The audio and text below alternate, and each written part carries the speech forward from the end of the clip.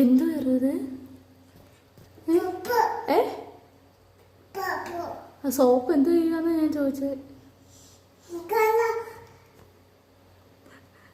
ഇനി വെള്ളം കോരി വയ്ക്കട്ടെ? ഈ മുഖത്ത് എന്തോ ഇത്?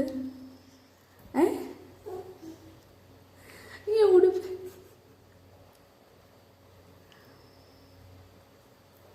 മറ്റേ കാലം തേക്കണ്ടേ? വേണ്ട. ഈ തറയിൽ എന്തിനാ തേച്ചേ? ആ എന്തിനാ തേച്ചേ?